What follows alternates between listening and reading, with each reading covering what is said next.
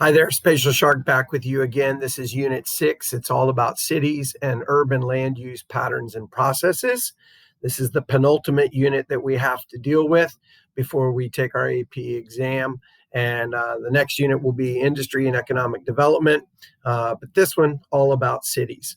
And this picture here is a pretty famous urban place. It's Kuala Lumpur in the country of Malaysia. And I actually took this photo. We went up and went onto the bridge between the two towers. These are the Petronas towers in Kuala Lumpur. They're 88 stories high. The number 8 is considered a very auspicious number in Asian cultures. And the buildings are actually kind of not circular. They're kind of octagonal. It's really kind of a cool shape. But if you ever get a chance, KL, I highly recommend that you take a trip there through Southeast Asia. It's a lot of fun. All right, so what do we know about urbanization before we get started? The first topic in this unit is all about the origins of urbanization. So we've learned a little bit in some social studies classes about the first cities in the world and how it started. And of course, we've just finished talking about agriculture as a unit. Well, you can't really have cities until you have agriculture, right? Because the hunter-gatherers didn't live in urban places, right? They were kind of following the animals around. So once we get agriculture, once we get a sedentary lifestyle, we start to get the increase in population of people living in urban places. For the first time in the world today, in modern history, more people in the world are urban than not urban. There's a great YouTube video that you might want to check out. It won't take you long to watch it. And it's called Why Cities Exist. And it basically walks you through the agriculture and into the urban and into the modern lifestyle of cities that you and I live in, these urban places today. But of course, statistics, when we talk about quantitative data, what counts as a city, what counts as rural, what counts as suburban, how many people have to live in a place, all of those things are, of course, variable, different countries, different population statistics. But generally speaking, if you're in a richer country, it's going to be more urban. If you're in a poorer country, it's going to be more rural. And we know that we have this huge rural to urban migration stream. It's the most popular kind of migration or movement in the world, is people moving from rural to urban. Okay. So here's a map that basically just shows you that same data that I was just talking about, the geospatial data. We can show it quantitatively on a chart or some sort of, numbers. Here we're putting it kind of in more of a visualization, right? So that you can, look at it and see, Northern America, Anglo-America, some countries in Western Europe, a lot of Latin America. And it's interesting because it's not just about income levels, although you can clearly see the richer countries tend to be more urban. But if you look in South America and you say, well, wait a second, they're not the richest in the world. Why are they so urban? But you also have to remember that a huge portion of the center of South America is pretty much uninhabitable. The Amazon, only very small populations of indigenous people really live out there in the jungles. So when we start to think about these things, remember generalizations, remember the 5 2s, you're too hot, you're too cold, you're too wet, too dry, and too rocky, and think like a geographer as you look at some of these. For example, the Middle East, again, people, packing into cities because why would you live in the desolate, remote, empty quarter of the Arabian desert? Right. So when you look at these patterns, make sure you know the processes that are behind them. And we'll do some of this when we do our geo inquiries as well. So what was urbanization like in ancient times? Society was much more egalitarian in those days. It was, as people began to move into cities, they became stratified. Certain people did certain jobs, right? Not everybody did the same thing. So you develop an urban elite. You develop this kind of leadership class, the people who held the bigger, more important jobs, and therefore incomes became, disparity of incomes, I should say, meaning everybody's not the same. We started to develop governments, and those started at the city level, at the city scale. And then, of course, today we have the idea of this nation state where government is also at the national level. And I gave you a couple of interesting places there that maybe you want to look up. Some of those are the early river valley civilizations, but also places maybe that you don't think of as being early places of urbanization. For example, we took students to Machu Picchu in Peru. There's a very urban Inca population, even back, several hundred years ago when the Spanish arrived in South America. They already encountered the Inca people living in quite developed urban communities. So it's not just a European thing. In fact, it's really outside of Europe that some of these earliest urbanizations occurred. Right? Only the Greeks and the Romans, who we think of as old, but are not that old when you compare them to ancient China, ancient India, ancient Egypt, and some of these other places. But these are some of the hearts that you might want to check out. What were the early cities? They were centers of trade, people buying and selling and bartering and exchanging. They were centers of political thought, and they were centers of religious life, right? So think economically, socially, culturally, politically, right? And environmentally, what were early cities to people? Okay, so what are we going to study in urban geography? This is actually a lot of fun. You can go to college and you can major in urban planning and sustainability and transit-oriented development and some things we're going to talk about in this unit. But how do cities function? The roads, the bridges, the public transportation, the sewer lines, the water, the electrical grid, all of that's the infrastructure. Their areas of influence, where they have pull, where they try to bring people in migration wise, the environmental impacts, the ecological footprint of cities. Cities are always, hotter than the surrounding rural areas because of the concrete and the steel and the CO2 emissions of the cars and the trucks and all the machinery. And so we have these sustainability issues as well. And we're going to talk about all this in this unit. But because cities provide these urban functions, because they are places where we can go out to eat, we can go see a show, we can go to a sporting event, we can, we have big hospitals and universities and all kinds of public life in these big urban places, we get a lot of rural to urban migration. And cities, of course, are places where the agricultural, the farmers are going to sell their products. So the Von Tunian model that we talked about in the last unit, I mentioned business and service. I mentioned media and sports and the arts, right? Cities are vibrant places. Can we map these areas? Yeah, for sure. Those are the patterns. Can we explain how and why these cities organized and developed the way they did? Yes, those are the processes. And of course, the first place to start with that is what we call site and situation. What factors are observable in the development of urban places? Now, while we're doing this next little bit here, I want you to think about what are the site and situation factors of Boca Raton, right? Where we live, right? Well, more so where you live, since I drive about 30 minutes to get to work every day. I'm in beautiful Lake Worth. When you think about urban site and situation, where the city is the site, okay? And the city is going to have certain physical characteristics, absolute characteristics. All right. We know that GPS can give us a coordinate, right? So what are the physical qualities of that place? Okay. So where is the city? Is it a good place for defense? Is it a good place for trade? Does it have enough natural resources? What's the soil quality? What's the climate like? Is there water available there? Site factors were more important in the ancient world.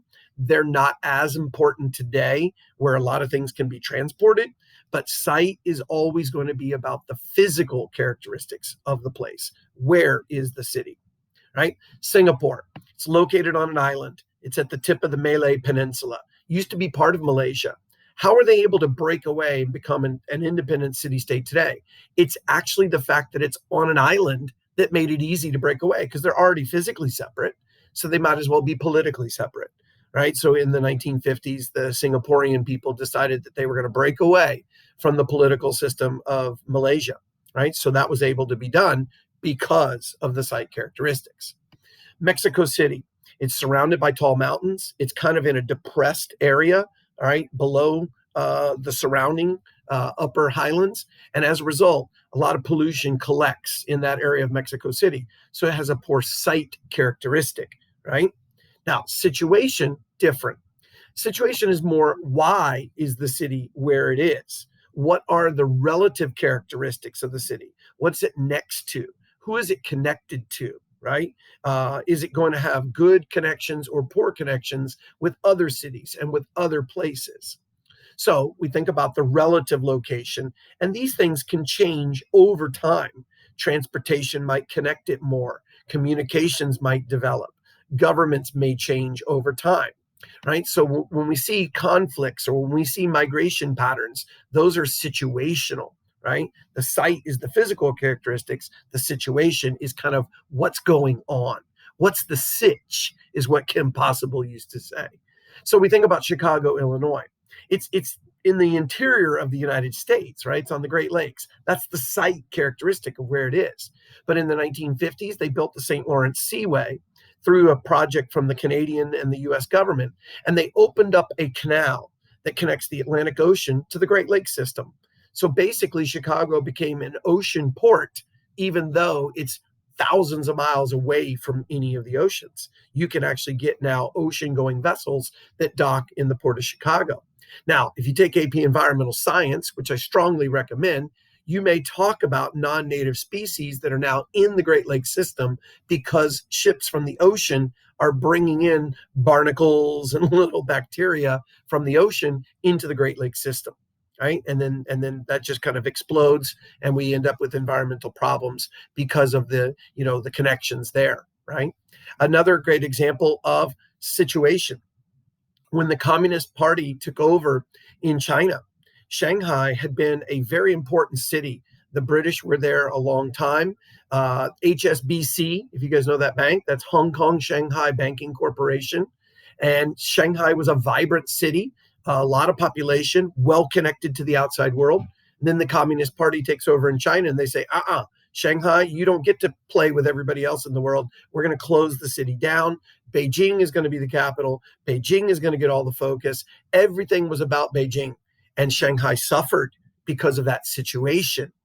But then you flash forward into the 2000s, and Shanghai suddenly gets this regeneration and a focus of attention. It helps that the leaders of the Chinese Communist Party at the time were from Shanghai, and they wanted their city to be more prominent, right? So things changed over time. The site didn't change, the situation changed. And we took kids to Shanghai on a spring break trip to China. And I'm just telling you, Shanghai, it's unbelievable. I've never seen a human crush as much as I was when I was in Shanghai. By the way, it's 30 million people now living in this big conurbation in and around Shanghai. So we should say real quick, let me go back. What are the site and situation factors of Boca Raton? What's the site characteristic? Boca Raton's on the ocean, right? It's a coastal city. It has Lake Boca, right? The inlet, right? That has the intracoastal waterway. Boca is relatively flat. It means that we can have suburban sprawl going all the way out to the swamp. But, we do have the Everglades out there. And that's a big issue, right? Because you can't change that site characteristic. Now, what about the situation? Before 1960, there's no air conditioning down here, and Boca was pretty sleepy and small. What happens in the 80s and 90s? IBM had come in, built that big blue campus over there where they invented the personal computer. That's why it's Don Estridge High-Tech Middle School. The situation changed, and Boca exploded in popularity. And today, Boca is kind of world famous for being, a community of highly educated, highly compensated people who have this kind of lifestyle that they enjoy the pleasures of South Florida. And when the rest of the country's covered in snow, my goodness gracious, it's 85 degrees in February, right? If you love playing golf, this is the place to be. Okay, gave you a schematic diagram here about site and situation characteristics. Notice that can be at scale, because we can talk about a city, we can talk about the southeastern United States, we can talk about a whole country, we can talk about a big global scale. But we also can talk about the connectivity at those scales, and we can talk about the site characteristics at those scales. Now, you see the word amenities there. Amenities are thought of as nice things. Disamenities would be the opposite. Those would be bad things: crime, pollution, derelict landscapes in inner city America. Those are disamenity zones. Amenities will be like, oh wow, it's pretty here. They've got lots of recreational activities. It's close to the beach and things like that. Those would be amenities, nice things. And those things can be physical. They could be infrastructure, meaning roads and highways and transportation systems, or they can be economic, like lots of jobs and those kinds of things, right? So site and situation, make sure you know the difference between the two. Now, in the modern world today, cities have become kind of like the engine of globalization. People that live in rural areas are not really connected into the global economy. It's the urban people. I always tell students that sometimes I feel like you guys have more in common with kids in Japan who are urban than you have in common with kids in like remote Nebraska that are really rural. They may be Americans, but your life is so different to theirs that you're more in common with somebody who lives in an urban place in a different country of the world, because your lifestyle's similar, even if your language, religion, and food are different, right? Your lifestyle is similar. In 1950, the world was only 25% urbanized. Today, that number is 75%. Well, they think it could be as high as 75% by the 2050s, but we're getting there already. Now, this is interesting in a COVID world because it means that, diseases spread faster because people are closer together. And you see that, disease transmission rates are always more in an urban place. Now, this is important that we also need to remember that the word urbanized is an adjective, right? It's a description. The word urbanizing is a verb, it's an action. So the places that are urbanized already cannot urbanize anymore, right? The places that are urbanizing the fastest are the ones that are the least urban. Make sure you know the difference between the adjective and the verb. When you get onto an FRQ, it might ask you about urbanizing versus urbanized, right? And you need to make sure you keep those two things distinct and separate. We know that the biggest migration pattern in the world, we've said it already in this video, rural to urban. People are giving up farming. They're thinking that they're going to have a better life in cities. They move to places where they can get a job, where they have educational opportunities for their children.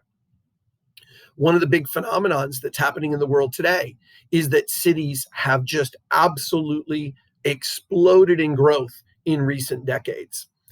Geographers used to say that the mega city, 10 million or more people, that term now is passé because there are now cities that have more than 20 million people. And now they want to use this term meta city. I mean, I didn't know meta was bigger than mega, but apparently it is, right? I just wish they would have changed the numbers. But, you now can find cities, like I said, Shanghai is pushing 30 million. Tokyo is pushing 40 million. Sao Paulo, Mexico City, so many of these places in the world, 10 million, that's not even all that big anymore, okay? Why? Because of the continued attraction of people moving to these. Please don't tell me, right? If they ever ask you, cities aren't growing because of TFR. Cities aren't growing because of population growth. Cities aren't growing because of any population statistics. Cities are growing because people are continuously moving from rural to urban places. Okay. And most of these big mega cities and meta cities, they're not in the richer, whiter parts of the world. They're in the other areas, the Asias, the Latin Americas, the African cities. That's where you're seeing the most dynamic growth. Now, if you know that, if you're thinking like a geographer, where will the economic growth of the future be? It's not going to be in the colonizer countries. It's going to be in the colonized countries. That's where the economic opportunities of the next 2, 3, 4 decades are going to be, right? Remember, when you make a lot of money, send Spatial Shark just a small check in my old age, right? Because I helped you out. So when we think about, the TFRs, I should say, I told you it's not really the responsibility of TFR to make the cities big, but of course, TFRs in the past, in the 40s and 50s and 60s, when we still had high TFRs for most of the world, it created the population base. Okay. So it's not the population growth in the city, it's the TFR in the rural areas that they then move to the cities, right? Just want to clarify that for you because that says that there. And again, most of these migrants are moving for economic reasons. So let's change scale. Let's just look at the United States. Instead of looking at the whole world of urbanization, let's only look at American urbanization. Our urbanization occurred mostly in the last 100 years when a lot of immigrants were coming into the United States and they entered through New York City and ended up in big cities like Chicago and those kinds of places. Today, the phenomenon we see is suburbanization, where people have left cities and have gone to the suburban bedroom communities around American cities. Okay, we'll have a whole section on that we're going to talk about as well. American cities are all about sprawl. It's the personal automobile, right? And we're driving, huge distances a day. Most cities in the rest of the world are much more compact, right? They're much more densely packed. We're going to talk about what we call density gradient. How many people live in a building? Most buildings in the United States in the suburbs, it's mom, dad, 2 kids, and a dog. But in most of the rest of the world, it's high-rise kind of apartment type buildings, or flats, as they like to call them in most of the English-speaking world. And you might have multiple families living in each flat. It might be grandparents, parents, plus children and grandchildren. Okay, so a higher density gradient.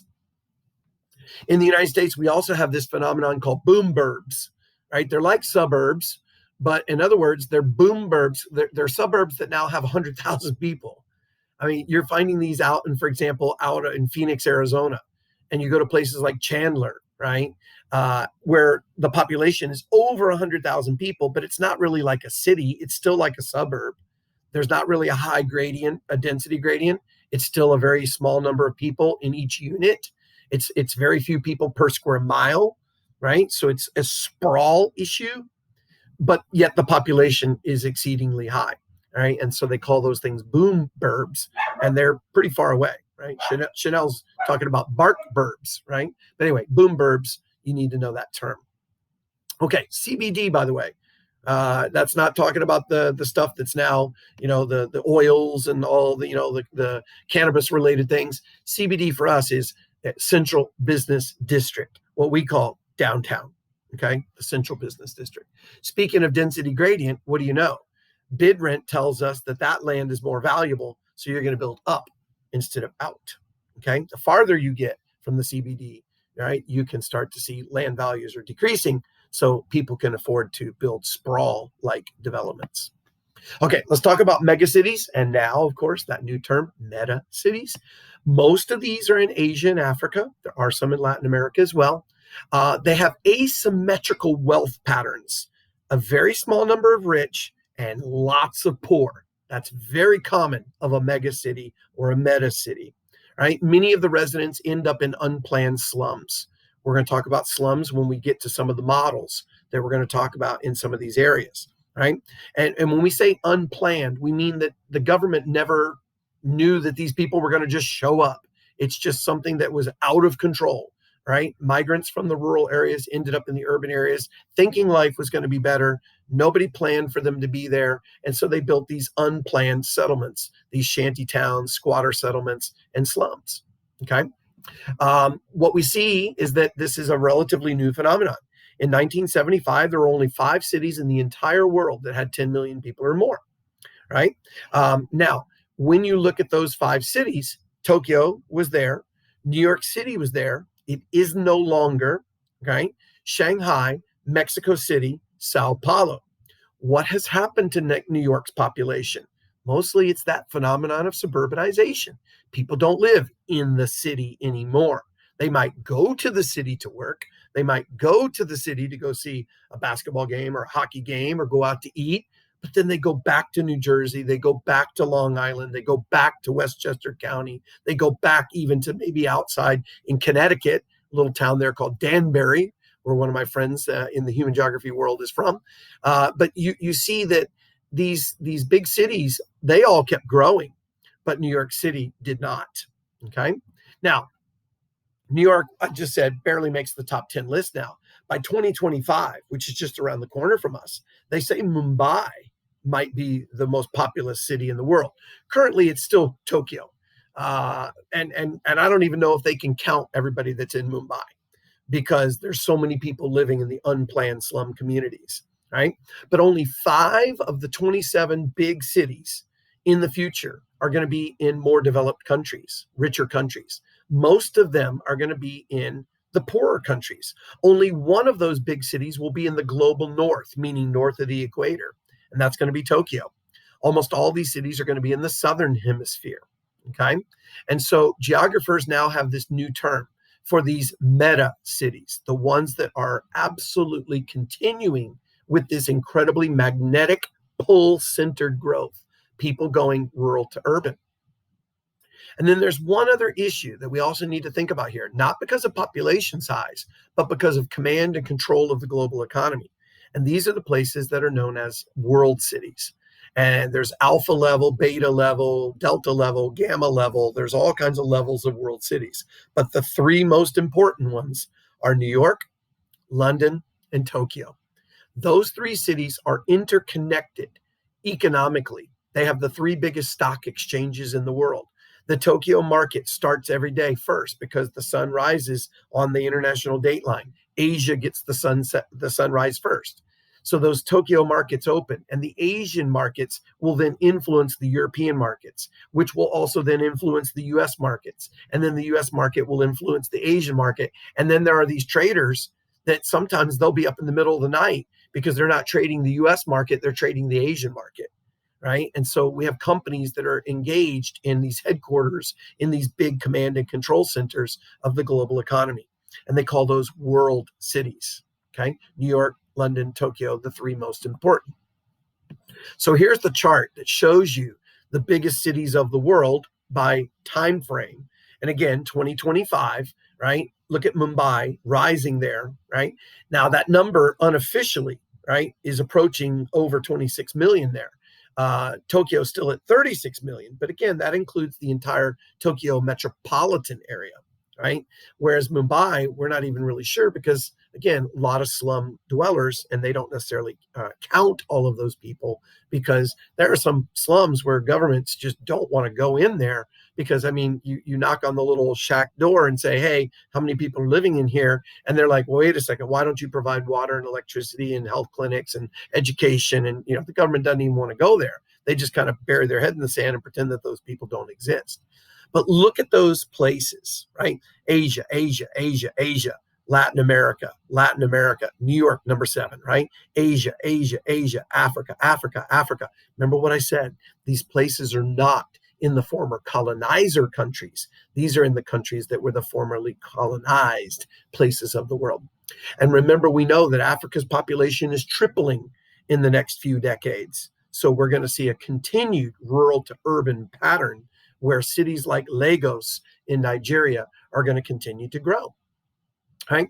Cairo in Egypt, right? I mean, you can see Michael's little Egyptian stuff back here on the wall. We went to Cairo on a spring break trip with students, and they took us to a slum called the City of the Dead.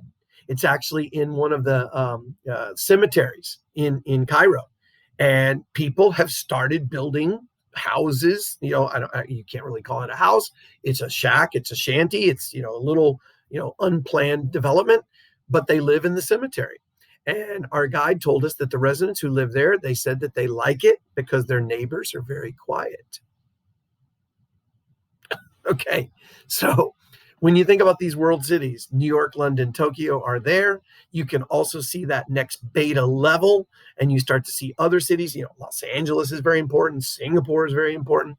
And Sao Paulo is very important. But those are more regionally important and not so much globally important, right? You're changing scale, right? And then, of course, you have those secondary ones where they become nationally important cities, right? But they don't necessarily have the impact beyond their country borders that the world cities, the truly alpha level world cities have. This is New York City, in case you've never been or never seen a big image of that. The Freedom Tower there, 1,776 feet tall, which replaced the World Trade Center towers after 9/11.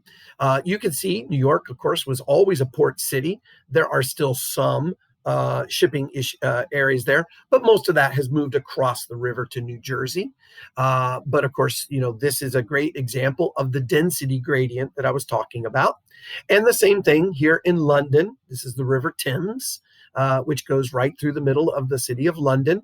You've got some of the historical areas there, like you can actually see the Tower of London, kind of right by the Tower Bridge, right there in the middle. But then you look over to the left there and you can see what they call the Shard, which is kind of like, looks like jagged broken glass. A lot of skyscrapers are now starting to be built in European cities. Historically, they've avoided that because they don't want to lose the historical character of the old city. So typically they'll have a new area or a district district where they'll build tall buildings. Over on the other bank of the Thames, you can see they've got the Gherkin. There's one there called the Electric Shaver. The Gherkin almost looks like a pickle. It's kind of like a spirally looking thing over there on the right-hand side. But that's London, and this is Tokyo. Right? We took kids to Tokyo when we went to Japan. Over there on the corner, you can actually see Fujiyama, which is incredible. I mean, just you hear about Mount Fuji, and then it's so big, and you're just about wherever you are. You're like, oh look, there's Fuji over there. But we actually went out close to Fuji, and we stayed in a Japanese onsen, one of those hot spring hotels, which was really cool. But here we are. This is 36 million people living in Tokyo. So these are your three world cities, right? New York, London, and Tokyo. Now, come back to the United States again. And remember, we were talking about suburban sprawl, talking about the highway development. In 1956, the U.S. Congress started spending billions on highway development. In the old days, they were tiny little two-lane roads that connected cities, and most people went by train. Well, then after World War II, Dwight Eisenhower, our president in the 50s, he had been to Europe. He saw the German Autobahn system, and he said, hey, that would be really good for defense. That would be really good for the development of the United States. So he encouraged Congress to spend money and build infrastructure. And so this Interstate Highway Act just, really developed cities in the south and in the west of the United States. Remember, our earliest cities were kind of in the northeast, along the Atlantic seaboard. So with the coming of the new transportational changes, we saw new developments like Atlanta, like Dallas, like Phoenix, like LA, right? Now, in the 60s and 70s, a lot of people left the American city because they wanted to go out to these suburbs. Well, that meant that the tax base was leaving. And instead of living in the city of Cleveland or, Detroit, right, or Chicago, they lived in the suburban communities around it. If you go to Cleveland, for example, there's places like Shaker Heights, right? And you get out into, the suburban communities, and they're pretty wealthy, right? And overwhelmingly, they were white, right? And what happened was the inner city kind of got left behind economically, politically, socially, right? Well, then what happened? The cities had to start cutting services, which, made it even worse. They often, delayed or neglected road maintenance. Police forces were cut, and so the inner city became kind of blighted by these negative issues. Now, out in the suburbs, malls started happening. The shopping mall, like you guys have the Town Center Mall, and especially in big cities, people preferred to go out to the mall where it was perceived to be newer and nicer and safer than going into the city. And as a result, the city declined even further, right? So when you have this mall mentality, right, everybody had gone out to the suburbs. And then since the people were out there, the businesses started going out there, and the whole inner city kind of became abandoned. And they became ghettoized over time. We're going to talk about redlining. We're going to talk about the people who got left out economically. Obviously, these neighborhoods became plagued by gangs and became plagued by crime. And so you see what they perceived as white flight going out into the suburban communities. Now, the stuff that was downtown that was really big, the universities that are downtown, the hospitals, the museums, the libraries, the sports stadiums, sometimes they were stuck down there because it was too expensive. You couldn't pick those things up and move them. Now, sometimes sports teams got out of the city and they said, hey, let's go build out in the suburbs. Look at the Dolphins, for example. They got out of the Orange Bowl and they said, hey, let's go out and build in Miami Gardens, right? Insert the name of that stadium here. I think it's Hard Rock now. I mean, it's gone through like 12 names since Joe Robbie built that place in the 80s. But the idea was to get out of the city, right? Because the suburbs were perceived to be better. It's ironic that today you're seeing a lot of this idea of let's get back to cities. Let's build a new, like the New York Giants and New York Jets. They've been in New Jersey for 3-4 decades now. And the idea is let's get back into the city. Let's rebuild closer to the urban areas, right? Because cities are now perceived to be cool again, right? And young people prefer to be in cities. But what had happened was that the office and the retail deglomeration, remember, agglomeration is clustering. deglomeration as they're spreading out into these suburban communities. That's where the people were. So that's where businesses went. And as a result, it changed the pattern of American cities. So this is, I was telling you guys about boom burbs. This is out in Phoenix, where literally the suburban communities go out into the desert. I mean, they are literally just chewing up desert to build houses. And it's these cookie cutter, sometimes you guys know this in your neighborhood, there's like 3 or 4 houses that just repeat over and over and over again. And, you look at how many pools are in these backyards. What's one of your environmental issues of this runaway suburban sprawl?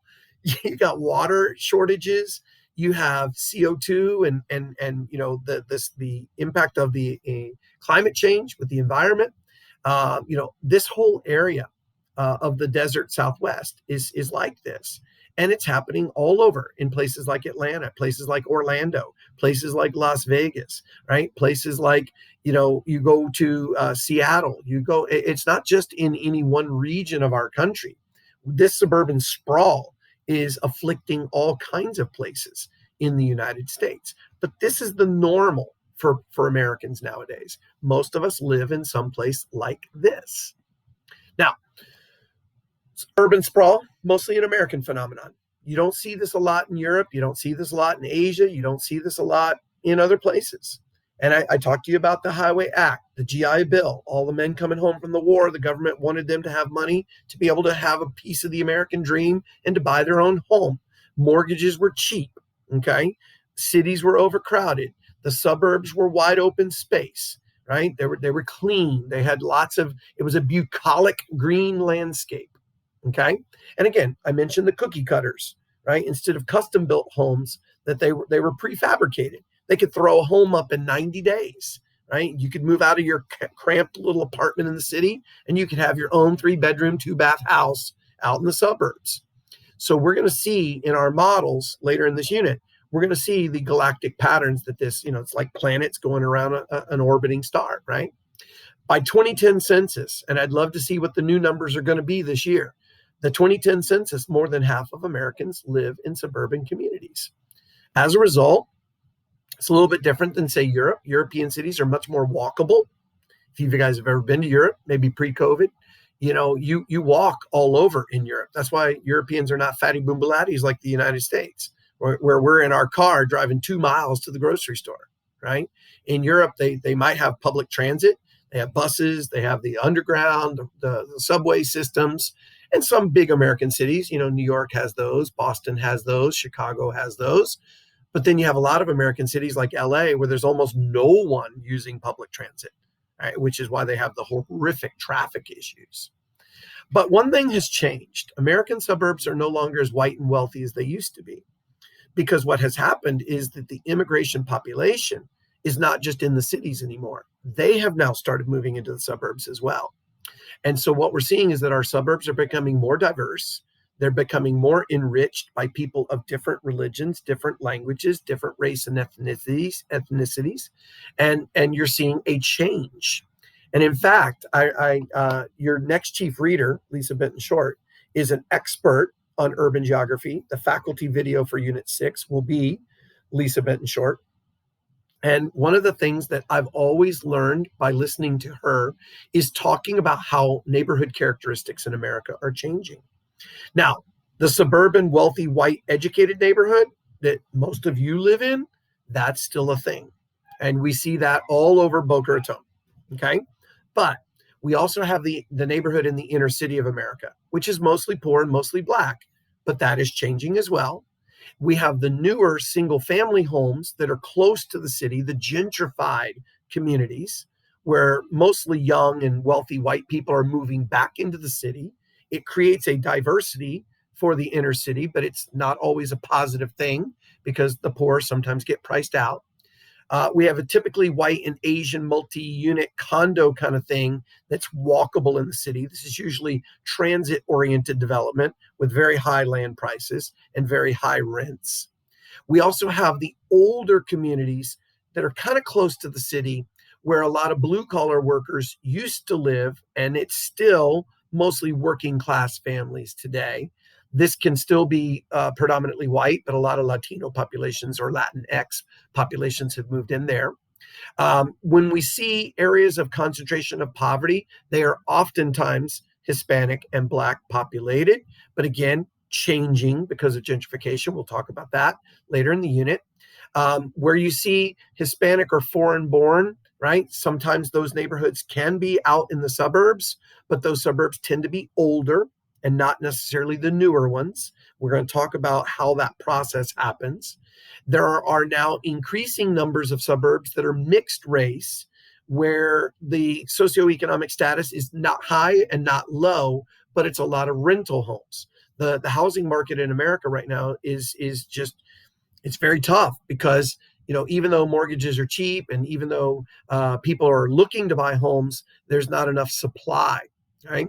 And then there's Asian foreign born multi-unit homes, which would be like apartments or condos, right? But sometimes if these are close to the city, right, then they're also going to be areas of concentrations of poverty.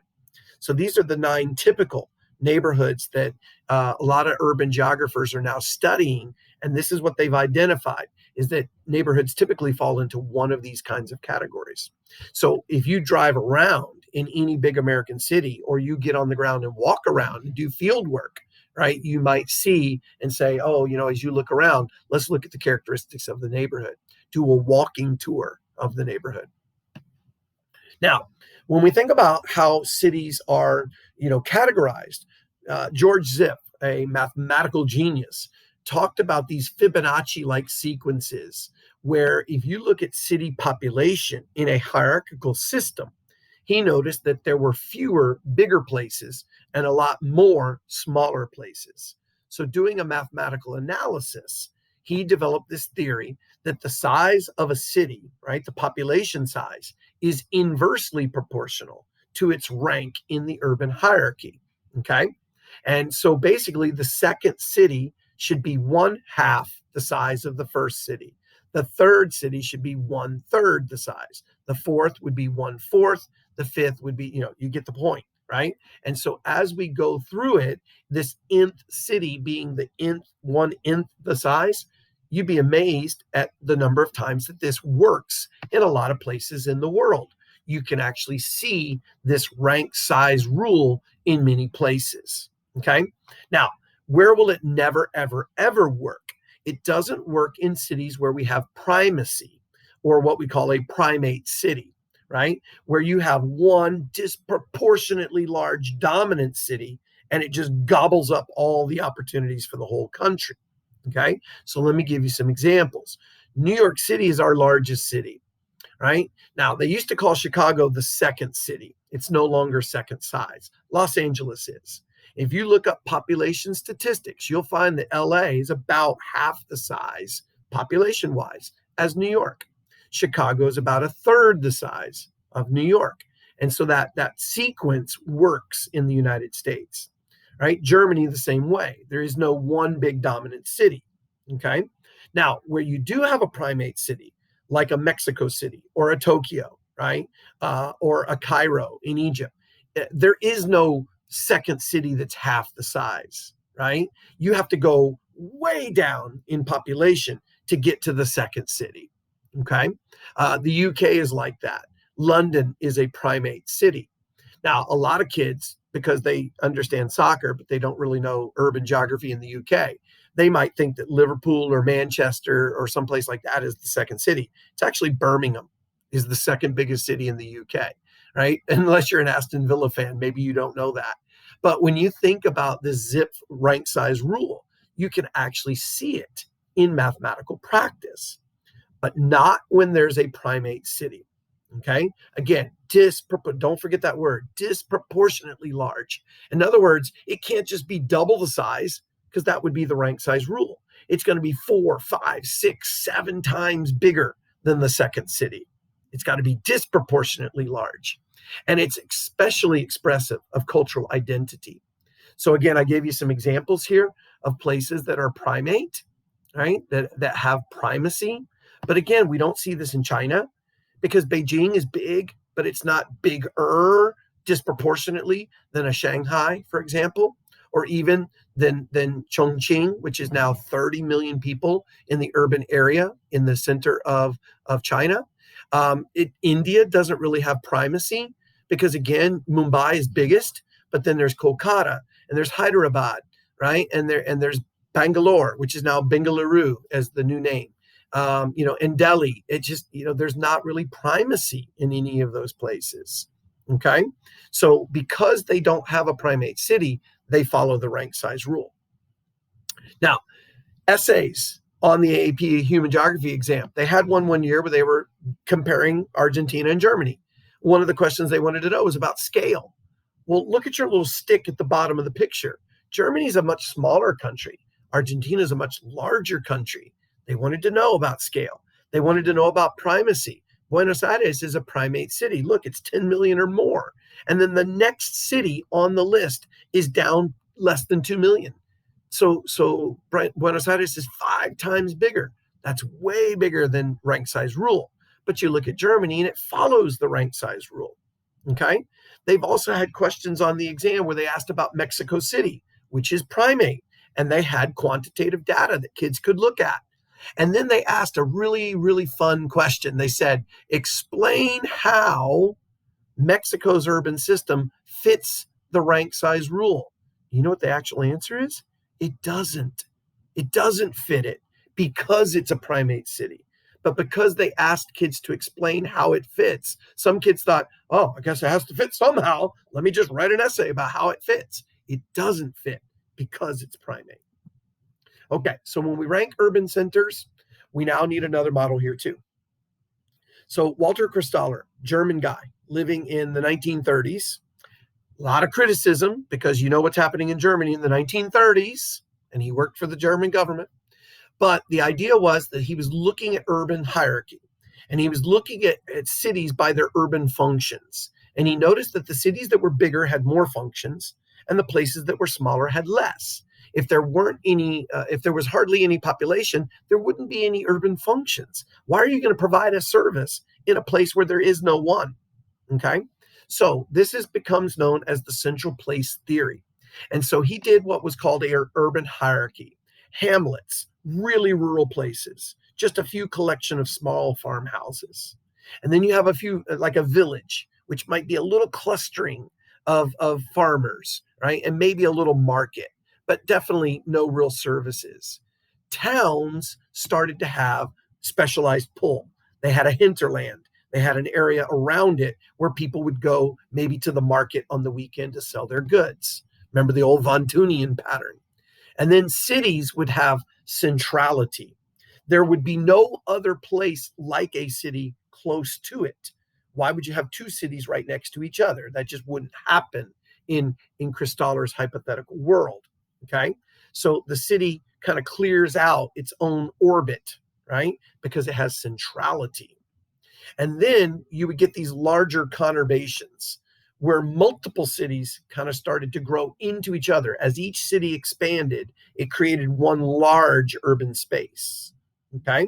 And of course, today we know we got metacities, we got megacities, we have these huge places. So what's the difference between that megalopolis and conurbation? You guys have heard me talk about Bosnawash before, that you have this urban area from Boston through New York to Washington, D.C., where you basically never leave an urban place. It seems like you're in one big city from one end to the other. But a megalopolis doesn't have a common labor market. You're not going to live in Boston and work in Washington, D.C. It's too far away. A conurbation is going to be two cities that go together, right? But they do have a common market, right? For example, DFW. You ever fly to Dallas-Fort Worth Airport? It is literally DFW. The airport is halfway between the two places. The two Kansas cities, Kansas City, Missouri, Kansas City, Kansas, that is a conurbation. It's one big market, even though it's two cities in two separate states. Minneapolis and St. Paul, right? Their baseball team is called the Twins. Why? It's the Twin Cities. It's a conurbation. It's gone together, right? Fort Lauderdale, Hollywood. If you ever go fly out of FLL, you're going to see that the name of that is the Fort Lauderdale Hollywood International Airport. That's a conurbation. Tampa, St. Pete, conurbation. San Francisco, Oakland, conurbation. They've grown together almost like one big urban area, but with a common labor market. Megalopolis, too far apart. right? They're not really going to be connected together, right? And that's like Boston, New York, Washington, D.C. Now, when we say the megalopolis, I mentioned Bosnawash on the West Coast, between San Francisco, San Diego, LA in the middle, starting to see that. It's going to take a lot more development for that to happen. But Europe has some of these megalopolis-like population areas. They have what they call the urban banana that goes through Europe. In Japan, there has been really high development of transportation between Tokyo and Osaka, right? We actually went on the Shinkansen, which is the bullet train when we were there. I mean, that thing's going 200 miles an hour. You don't even feel like you're moving until you look out the window and it's like everything's just going by. All right. If you go on Spatial Shark on Instagram and go, one of my old videos is me on the bullet train. And I did like a time lapse out the window. You can go 1 hour. You can go between Tokyo and Osaka, which are 180 miles apart. That would be like here to Orlando in an hour. Imagine that. By the way, is that potentially coming? Yes. You know that we have the Bright Line that already is operating here in South Florida. And if you go up the turnpike, right, or actually I-95 and come across the beach line going towards Orlando, you can actually see the construction of the Bright Line, which is one day supposedly going to connect Tampa, Orlando, right, and South Florida. I think they should make that thing connect to Gainesville and Tallahassee and get all those UF and FSU kids on the train and get everybody off the highway. But we'll see. Europe has a lot more of these high-speed trains, a little smaller space than this big subcontinental United States of America. All right, so conurbations are different. Their labor markets are combined. Megalopolises are not integrated. Okay, so here's kind of how that looks, right? Hamlet, village, town, city, conurbation. This is the urban hierarchy. But notice that with an increase in population, there's a decrease. I don't know why that arrow is going up. There's an increase in size. There's a decrease in frequency. Okay. So as you get bigger places, there's less of them. As you see smaller places, there's more of them. There's tons of small towns. There's not that many big cities. Okay. Here's Hartford, Connecticut, for example. Now, the actual city of Hartford is pretty small. But then you have the Hartford Metropolitan Statistical Area, the MSA. It's over 500,000 people living in this big MSA. And they'll tell you they're from Hartford, but they're really not, right? It's kind of like when you say you're from West Palm Beach, you're really not. It's the West Palm Beach Metropolitan Statistical Area. You could be from Fort Lauderdale, but maybe you're in Deerfield, maybe you're in Coconut Creek, maybe you're in Coral Springs, right?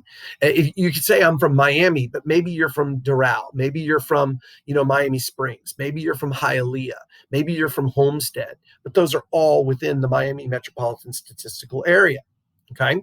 So what we're seeing in the United States is that these megalopolis-like MSAs are becoming really huge, right? And so, you could be from Atlanta, or you could be from Dallas, or you could be from Phoenix, but you're really not, right? Because you're living in these megapolitan areas that are now becoming the megapolitan clusters, because the megapolitan areas are growing into each other as well. One of the most famous ones is that Texas Triangle you see down there, because Dallas to Houston to San Antonio and back up, that creates that Texas Triangle, right? A lot of investment in that area. Big companies are moving there, like Tesla, right? That's where they want to be, in these areas of dynamic growth. Okay, so make sure you know a little bit about these megapolitan areas and the megapolitan clusters. Now, Kristallers central place theory basically uses a hexagonal arrangement, right, to describe how central places operate. Okay, tons of assumptions, like von Thunen. Flat isotropic surface, right? There can be no variations on the landscape. Equal purchasing power, no governmental borders or barriers or interference, right? A lot of these basic assumptions have to be there for him to have the hypothetical arrangement, okay? Now, are you going to find these things in the real world? It's tough, right? If you are flexible, if you are geographically, spatially aware, you can see the patterns, right? But of course, it's not as easy in the modern world when things have changed. But using the idea of services, this is not an agricultural model. It's a model about services. services that you're providing for other consumers, other people. Okay. He calculated two things: the range. How far will you go to get the service? Now, that depends a little bit on high order and low order, and we're going to talk about that.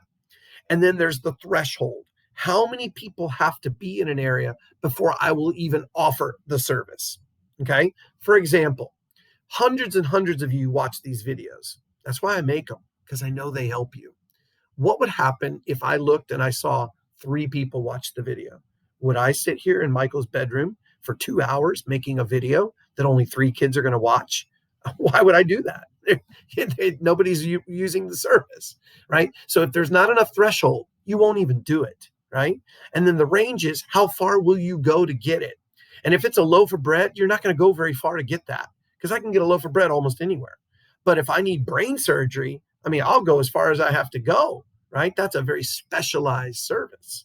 So we have to understand that the range and the threshold, right, is what makes this entire model work, right? If you get this model as a test question, this is the only thing that's important. And by the way, speaking of test questions, this has never been on the AP exam as an essay. Not one time in 20 years have they asked a question about Christaller central place theory. I am world famous.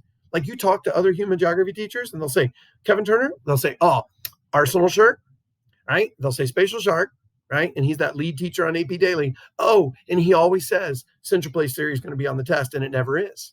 Like, you talk to kids who took my class 20 years ago. Hey, he used to say that the central place theory was going to be on there. It's never been on there. And kids will always say, maybe next year, maybe next year. Could be this year. Okay, so Christaller laid it out as a bunch of hexagons. He didn't use circles, because then there would be a gap in the middle. Or if he moved the circles too close together, it would overlap. And he needed it to fit perfectly in this nesting arrangement. So you see the city's dead center of the hexagon. It has pull. It has a hinterland. No other city is going to be in its hinterland. And then the towns will have a smaller hexagon. And then the villages will have a smaller hexagon. And the hamlets will have the tiniest little hexagon, because they don't really have any pull. Why? Because nobody lives there. Okay? So as you work your way up the urban hierarchy, lots of hamlets, very little pull. Few more villages, still not a lot of pull. Towns, okay, they start to have a hinterland, but there's not as many of there's more of them. The cities, they're huge and they have big hinterlands, but there's less frequency of those. Okay, so you can see it on the picture here.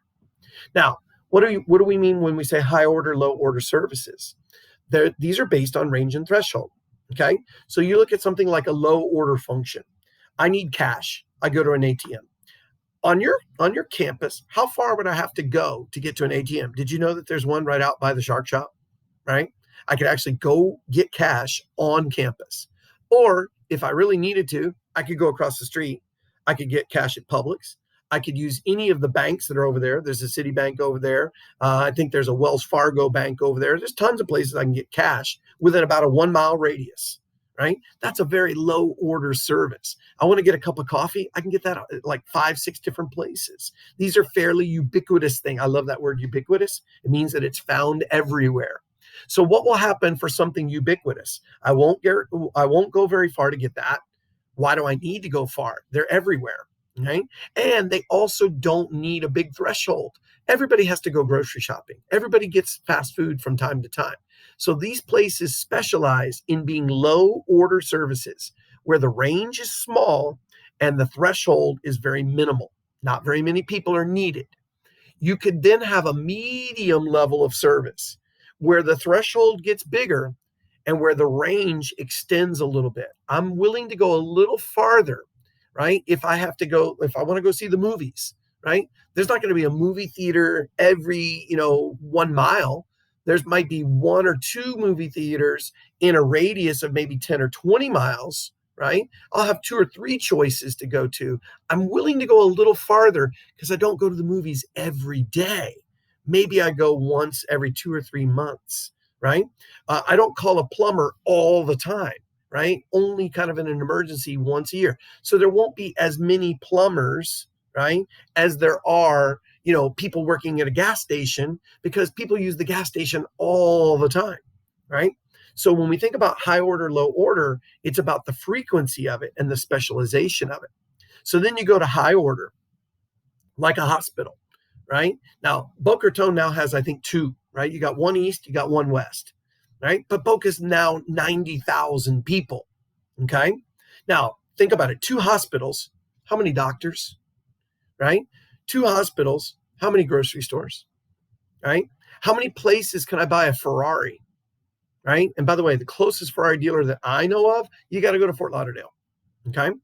So the demand for a Ferrari, if you're going to buy one $500,000 car, they're loving life, right? How many cars does the Honda dealer have to sell to make up the same number, right? So you're going to find more frequency of the low order, and you're going to have less frequency of the higher order, okay? And that's how central place theory works.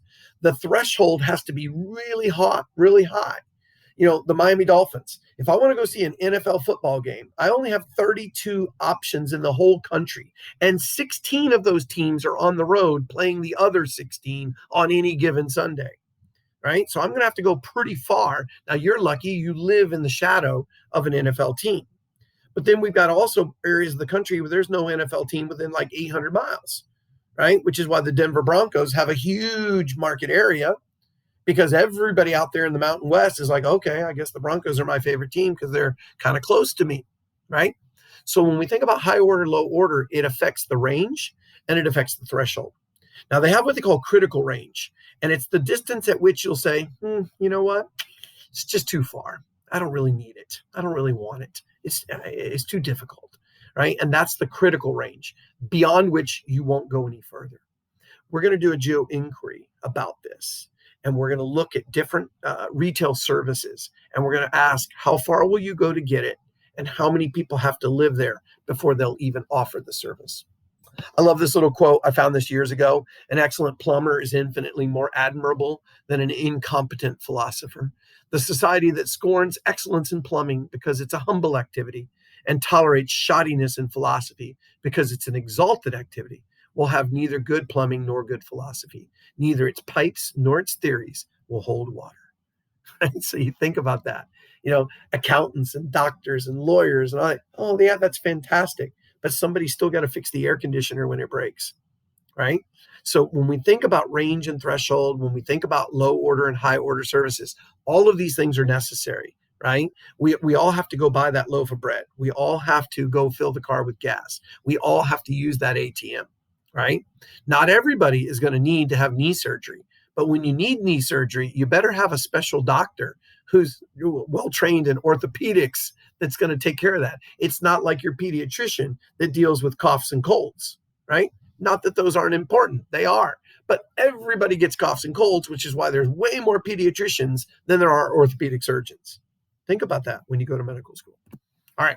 So what do we know about Christaller?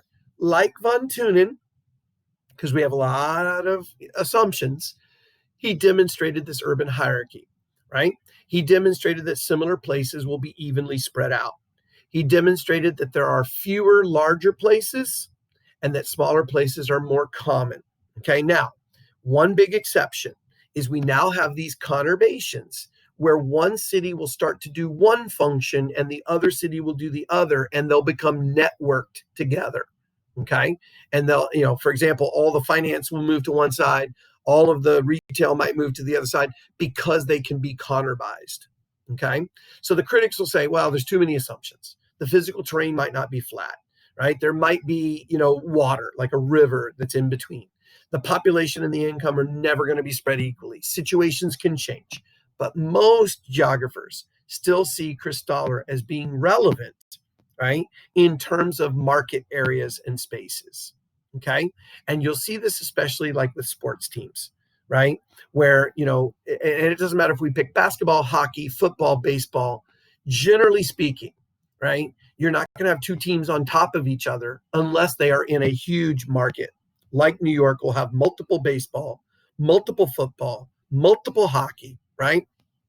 They'll have multiple teams because New York's population is so big, right? And then you'll go to a place like Omaha, Nebraska, that doesn't have a whole lot of people, and they don't have a Major League Baseball, they don't have NFL, they don't have NBA, they don't have NHL, they don't have any of those things because they're too small, right? They're not enough of a market, right? They don't have enough centrality, right?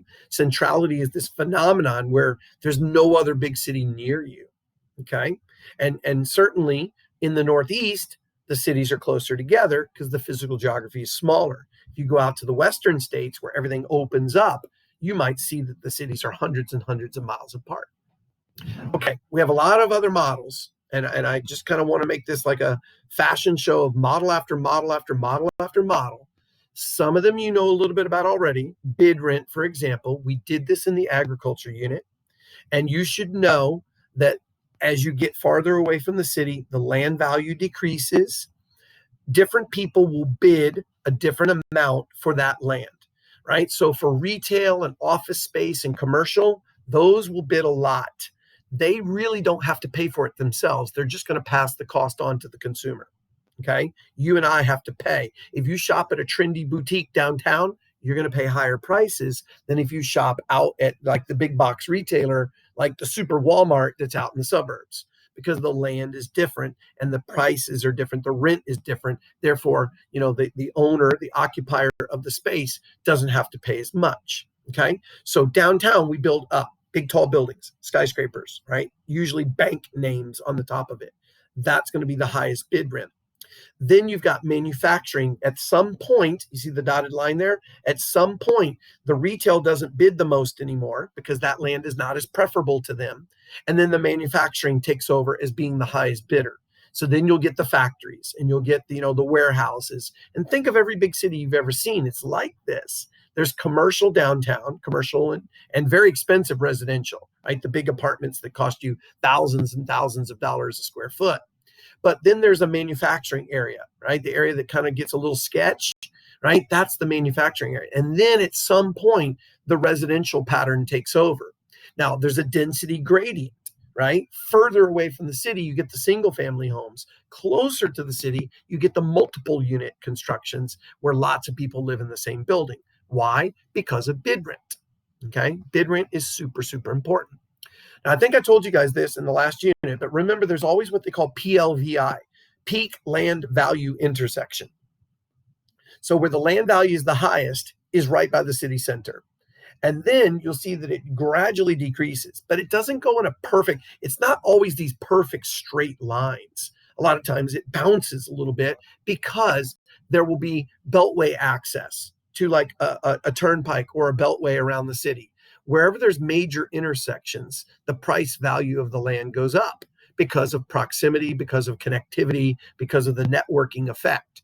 So when you get farther away, the value generally decreases. But this is why like 441 and Glades, you're going to see explosion, higher land values, because that's a major, major intersection. If you go up to say Clint Moore and 441, yeah, not so much, right? Okay, so make sure you know about bid rent theory. Now, it's the basis for all these other theories that we're about to talk about. Burgess's concentric zone model was based on Chicago in the 1920s and 30s. He was an urban geographer.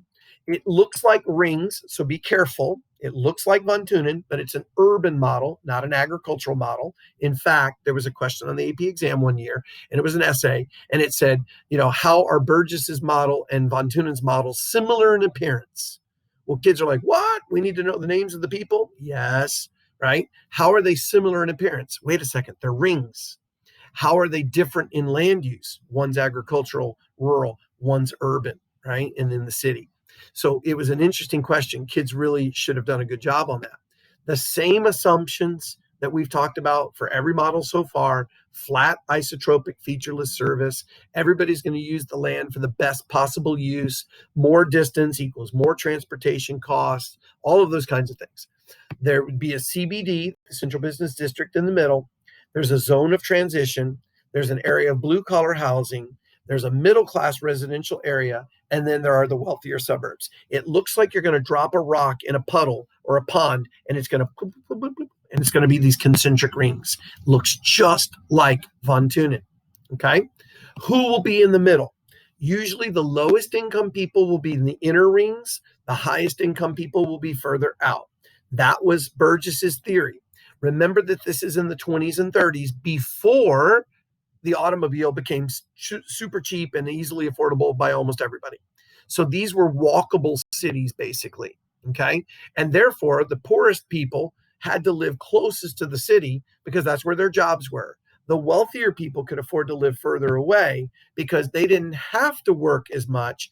And if they did have to get to the city, they could afford to pay for other means of transportation. The rents decrease as you work your way out. The wealthier people did not have to walk to work, and there's going to be a dynamic growth. The American dream is, I may be in this low-income neighborhood now, but I'm going to work hard, and I'm going to get out of this neighborhood. I'm going to move into the next better neighborhood. They call that invasion in succession. It sounds terrible, but it's like when the poor people move into the middle neighborhood, the middle people say, oh my God, all these poor people. And then they try to get out and they go to the better neighborhood. And then all the better neighborhood people are like, oh my God, all these people from the middle class. And then they move. And so what happens is it keeps going out, out, out, out, out, out, out, out, out. It looks like this. You've got your CBD. You've got your zone of transition where it kind of shifts from commercial to residential, right? And then you've got your independent worker homes, which are kind of the small, compact little apartment kind of places. And then you've got the better residences, which are the nicer little single family homes. And then you got the big, big, big houses further away. This was the first of these urban land use models, right? Burgess taught at the University of Chicago. One of his students was a guy named Homer Hoyt. Okay.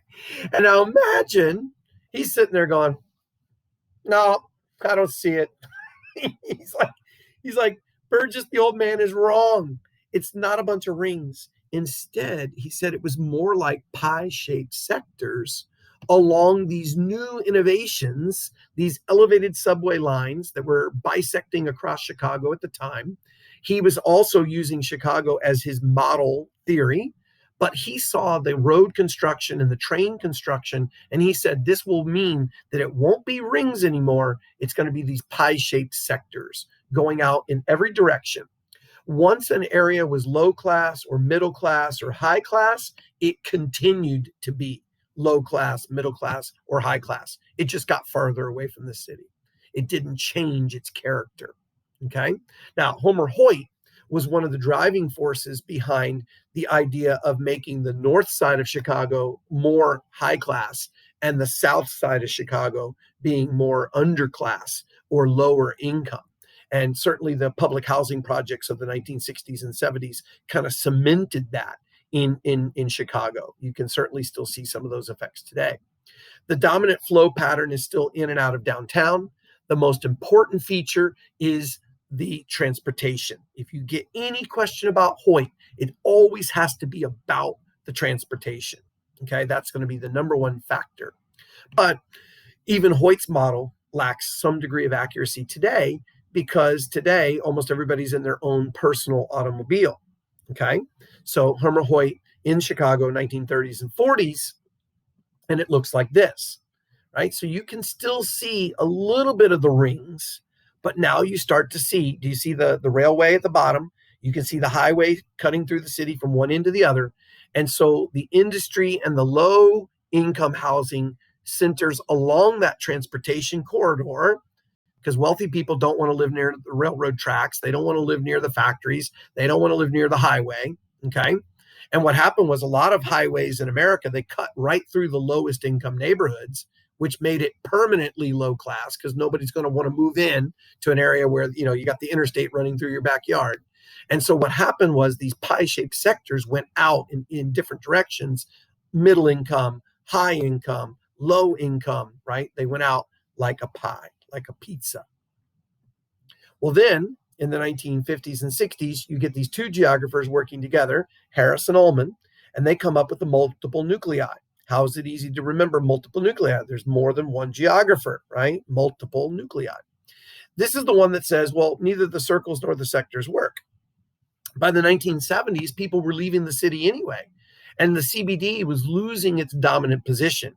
Instead, people were out by the malls. They were out by the suburbs. In fact, if you see a mall, if they give you any kind of a picture of a city or a map and there's a mall sitting there, you know immediately it's not Burgess, it's not Hoyt, it's got to be these guys, because the mall is a multiple nuclei. The CBD is a nucleus, but the mall is a nucleus too. And so it's like a cell with more than one nucleus. It's pulling against the center. Okay. And you can see this with university campuses. You can see this with airports, because airports were oftentimes built. The older airports were close to the city. The newer airports of the 60s and 70s, they started building those airports 30, 40, 50 miles away from downtown. This is why when you fly into Atlanta and Dallas and these places, getting an Uber or a cab, it's like $100 to get to the city because the airport is so far away. But again, the people in the city, they don't want the airplane coming right by their building, right? So they started building those things far out where the land was cheap, right? Remember bid rent. Sometimes they call the Harrison-Ullman model, they call it the chocolate chip cookie, because it looks like you've got the chips are like the different multiple nuclei around the city. Each of these little multiple nuclei would attract its own business, its own services, its own complementary functions. Over time, they may become their own CBDs, and then they might emerge as new cities. So this is what the multiple nuclei model looks like. You can see that the CBD is still there, but then you start to see these outlying areas of economic activity that are pulling away from the CBD. Now, by the 1970s and early 80s, there became this peripheral model. This is the same guy, Harris. By this time, Ullman was no longer in the picture. So Harris developed what he called the peripheral model. And here you have a big metropolitan city. You still have a downtown, but almost everyone is now going around the city and not necessarily in and out of the city. You rarely go to the big city downtown. You stay in your suburban satellite cities as they go around. Density gradient is low, and we have the phenomenon that they call the edge city. There are 3 rules of an edge city. First, 30 years ago, there was nothing like a city there. It was either just bedrooms, meaning houses, right, suburban only, or it could have been what they call a green field. It could have just been agricultural space. Right? 30 years ago, there was nothing there. Today, boom, it's like these boom burbs that I was telling you about, right? These are like the edge cities. They pop up on the edge of an urban area. Now, another rule, there's more jobs than there are bedrooms. The daytime population surges, okay? So during the day, people come to work there, but they don't necessarily live there. At night, they leave, they go back home. So in the daytime, the population swells. In the nighttime, the population falls.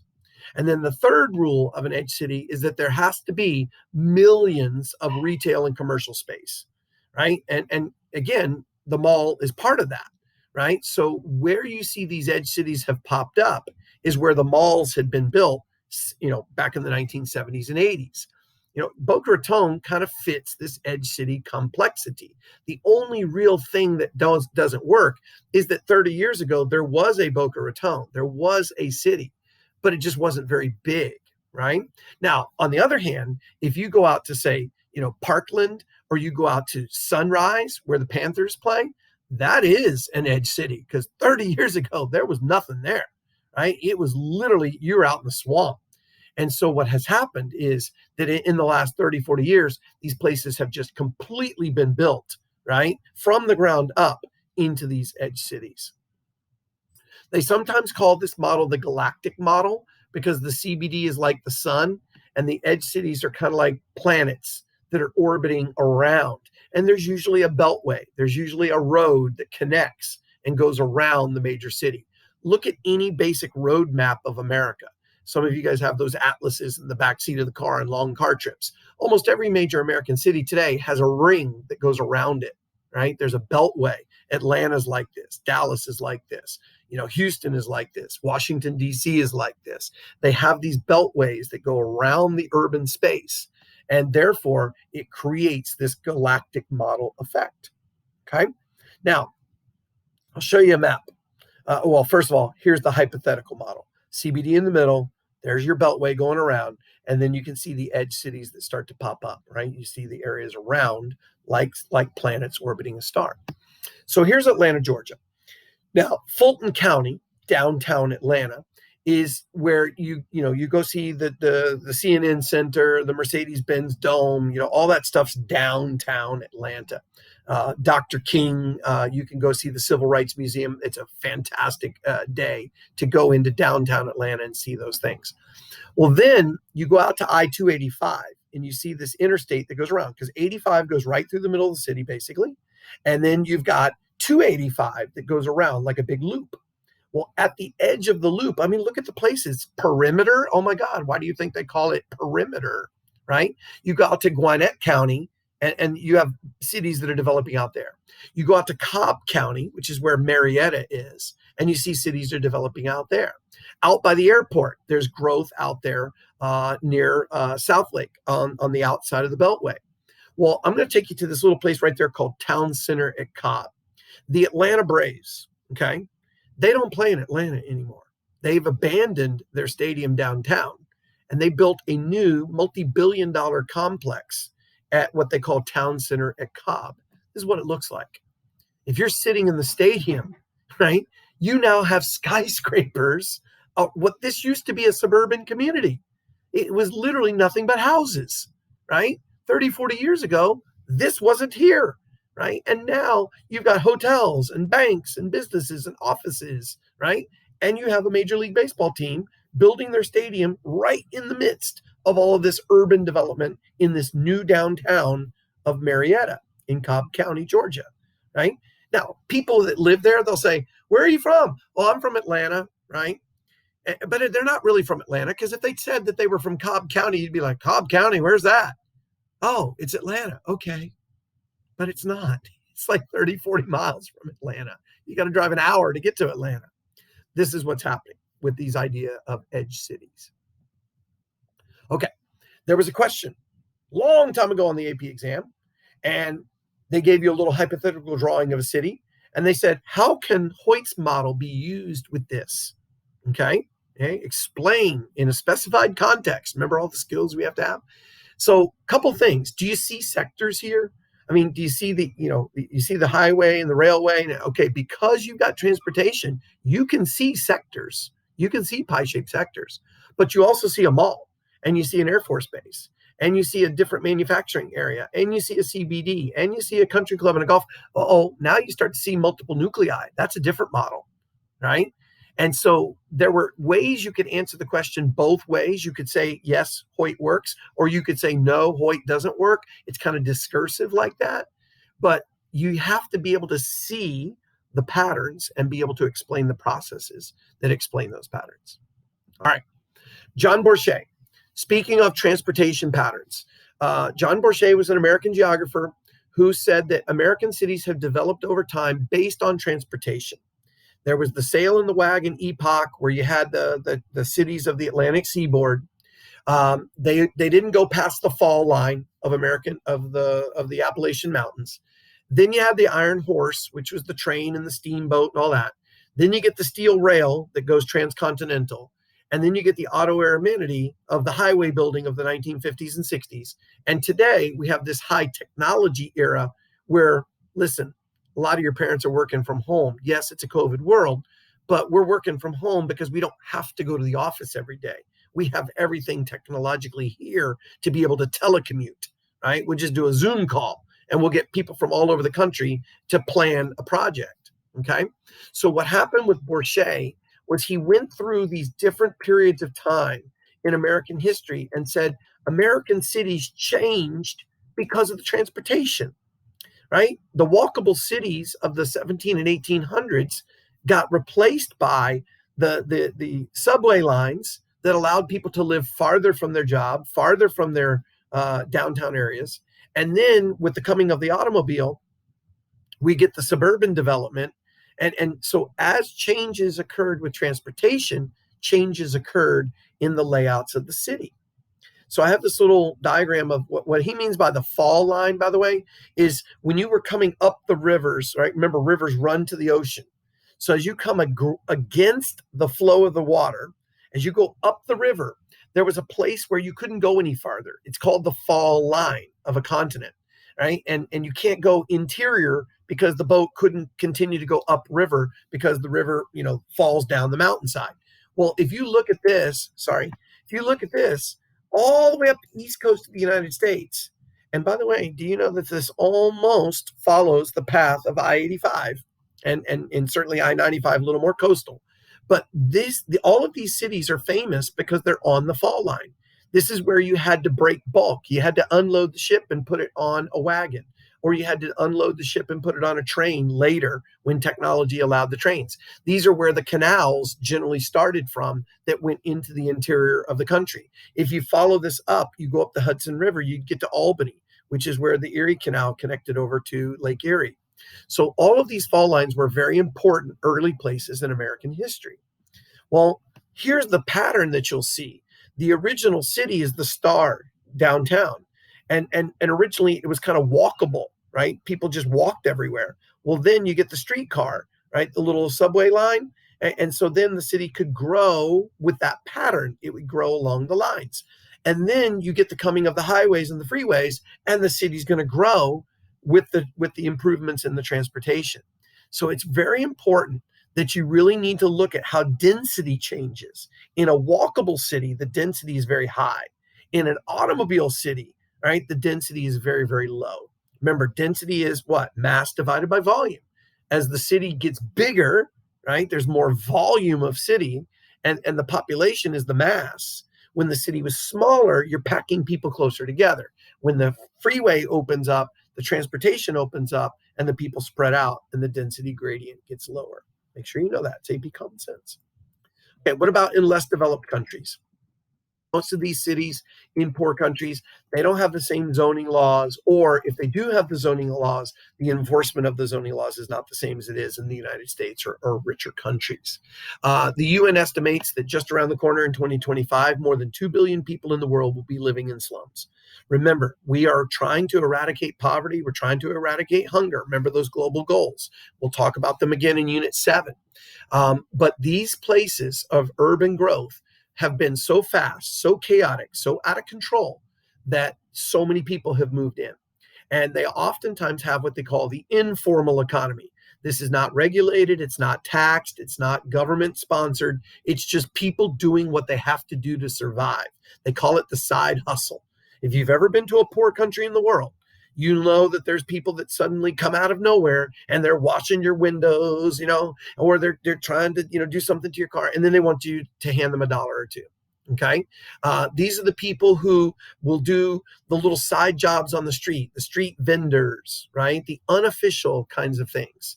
And they'll fix your shoes, or they'll have little street food stalls and things like that. That's the informal economy. And in many poor countries, this is how people make their living. Right. And it's the only living they can make because there aren't jobs for them.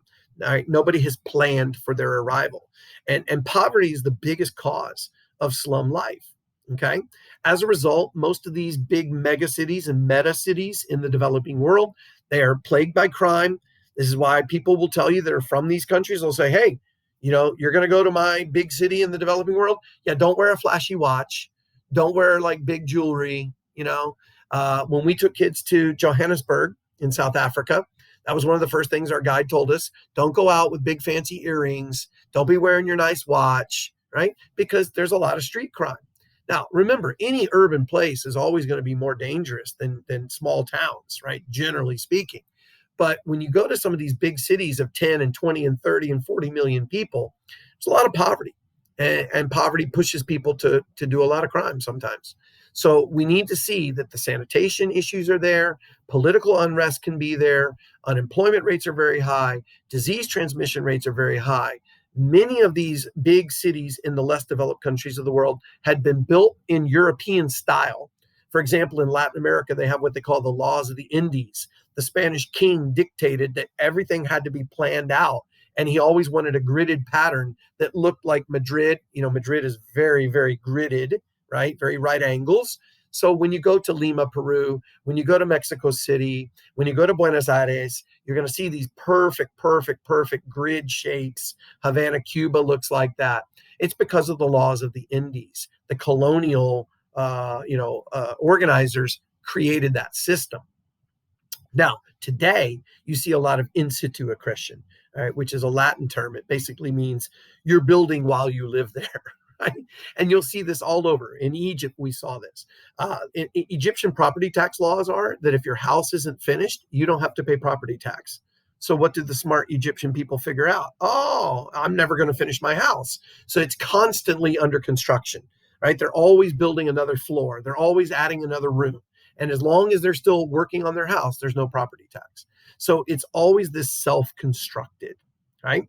Now, geographers have basically said that these developing world cities fall into really three categories by region. There's the Latin American city, okay? And the Latin American city, very similar, by the way, if they ever gave you a question using the word compare, whose model does that look like? I can see a little bit of Burgess because I can see some rings. I can see some Hoyt because I can see some pie-shaped sectors. I can see some multiple nuclei because I've got a mall and I've got the industrial park, right? And I've got those kinds of things. I can see some peripheral because I've got the periférico, which is the kind of the slum communities. We saw this when we went to Peru, where we were in Cusco, right? And you're in the downtown square of Cusco, the main square. And there's always, in every Latin American city, in the main square, there's a big church, there's a big governmental building, and there's this big plaza, right, where the social life of the city takes place. And then out in the mountains, we saw these little tiny light bulbs of all of the slum, shantytown, squatter settlement areas where the poorest people, because in America, this is reversed, right? The richest people live the farthest away, and the poorest live close to the city. Not in Latin America, it's the other way around. The richest people are going to live right in the urban area because they can afford the bid rent, and the poorest people are going to be the farthest away. And sadly, all the time, usually walking or depending on public transit, which is very unreliable and doesn't function so well, right? So when you think about this, look at that spine, and then look at this next picture. This is Mexico City. Look at that spine, straight down the middle. Look at the square, right? A big hospital, the tall buildings, right? The government buildings, the churches, right? All of this kind of in that downtown area. And then the spine will connect out to the outlying areas of the city where businesses, industries might be. And then they've got these zones of what they call disamenity. What's a disamenity zone? That's places where pretty much the gangs take over. And Latin America is plagued with a lot of issues with drugs and crime. And there are certain parts of the city where it's like, hey, you just don't go. And sometimes as a tourist, they'll tell you, you should probably stay on the resort. You probably shouldn't rent a car and just go out by yourself, right? You should be, keeping to the resort property. And that's these zones of disamenity. But this is an excellent example in Mexico City of that Latin American model, right, that we see here. Okay. Now, Southeast Asia, always centered on a port. Okay. You're going to get alien zones, which are foreigners. They could be Europeans. They could be Chinese. The Chinese have out-migrated from China all over Southeast Asia. Singapore. You guys remember the movie Crazy Rich Asians, right? Places like Indonesia, the Philippines, Vietnam, Thailand, Myanmar. There's tons of Chinese migration out of China, out of mainland China, and into these communities. So we'll see that they have these mixed neighborhoods where you'll have the indigenous local population, and then other neighborhoods will be ethnically Chinese or ethnically European or ethnically, white American populations, because you'll see that in places like Singapore or, beginning of the slideshow, Kuala Lumpur, right? I've been to Singapore, the same trip where I went to Kuala Lumpur. And, you look at this picture here. This is the city of Singapore. Look at that concentration of downtown, really high bid rent, really tall skyscrapers. But look back in the background at the top of your picture there. This is a great skill. Remember, qualitative source analysis. They're going to ask you to look at a picture and figure things out. Well, there's your port zone up at the top of your screen, kind of behind all of those skyscrapers. You can see the docks. You can see the ports. You can see the big gigantic cranes that are loading and unloading and loading and unloading and loading and unloading the cargo ships that come in and out. Singapore is a massive distribution center and a logistical center in the global economy. It's halfway between India and China. It has an amazing site. You can't change that. It's always going to be halfway between India and China. The situation is that India and China are dynamically growing economies, and therefore Singapore makes a lot of money. If the situation changed, then it might be different. Okay, but site and situation are always going to be important. But you can see this model, right? You can actually see it when you look at these kinds of pictures. And then the third model they talk about is the African city, the Sub-Saharan African city, not the Islamic world of Africa, not the Muslim world. Muslim cities in North Africa, they tend to unique design features. The houses don't face the street. They're kind of diagonal to the street, because you really shouldn't see into an Islamic person's house, particularly for the ladies. Remember, in public, she might wear the hijab, right? She might cover up, but in her own home, she shouldn't have to do that, right? So she's going to uncover at home. Well, they don't want windows on the ground floor. You typically will only see windows on the second floor and above. The windows will oftentimes be covered by the artistic window covering, so you can't see in the house. Islamic cities always have a souk in the middle, which is the market. When we went to Cairo, we took the kids into the bazaar, into the marketplace. I'm telling you, you've never seen kids so overwhelmed with stimulus as when they're inside this gigantic Islamic marketplace in Cairo. It was so cool. But it's just so much activity, buying and selling. So Sub-Saharan Africa, though, a little bit different. You've got three zones in the middle. You've got the indigenous native population, the African part of the city. You've got what they call the colonial area of the city, the old white European. And then you've got the new modern part of the city, which is kind of the skyscraper zone. And I picked out to show you, for example, Lagos in Nigeria. Okay. And what can we see right here? You can see very clearly that Western, modern area of Lagos, right down by the water. Okay. Lagos is on the coast of Nigeria. The farther you get then from that concentration of money and tall buildings, you start to get into what they call the informal townships. And these are the squatter settlements, the slums, right? The shanty towns. So again, when we took kids to South Africa just 2 years ago in 2019, one of the days in Cape Town, which, Cape Town looks a lot like Boca, a lot of it, it's very wealthy, it's very, very high income, but you walk just to the other side of maybe the highway and suddenly, boom, you just got this township. And we walked through one that was called Langa, Langa, and we walked through the Langa township. And some of the local people who lived there took us on a tour, and we walked through, and just literally you could have been on another planet because the incomes were so low and there was so much poverty and just so much despair. And yet on the other side of the interstate, there's like this gigantic mall that could look like the Boca Town Center Mall. Income disparities. Remember, I said that at the beginning of the slideshow. All right, these big, gigantic megacities of the developing world, there's massive income disparity between the richest and the poorest. Okay. And again, you can see that here in Lagos, which is a city now pushing 20 million people, and 18 million of them are living in slum conditions. So when you look at the urban population living in slums, I mean, look at the number there. Sub-Saharan Africa just jumps out. Obviously in the developing world, Southern Asia, mostly in India. When we see poverty in the world today and we say, oh, we want to eliminate poverty, really, there's only 2, 3, 4 places in the world you're going to be targeting that poverty. Rural areas, for sure, but also slums. The slum communities of the big urban cities today, that's where poverty is being concentrated the most. And that's where the investment needs to be made the most to provide sanitation, provide healthcare, provide educational opportunities, and provide jobs, right? And sometimes countries cannot do this on their own. Sometimes government can't solve the problem. So we deal with NGOs, the non-governmental organizations and charities. And sometimes these are global organizations, but they have to work at a local scale, right? Remember, scale is always interchangeable, and there's always a global-local continuum. Now, again, what are the preconditions for slums? Again, the biggest thing is poverty. Poverty is the first precondition. But then these people who are poor, they move from the rural to the urban. And it's so rapid, the city can't handle it. They never had a plan for it. It just, oh my God, these people showed up, right? And so then these people are going to demand housing and jobs and infrastructure, which the city can't afford to build. And the country might not be able to afford to build because it's a poor country. And so what happens is it gets overcrowded, right? Crime happens, right? Pollution happens, terrible drinking water, right? Poor hygiene, lots of disease and things like that. And then lo and behold, look what you end up with. You end up with a slum.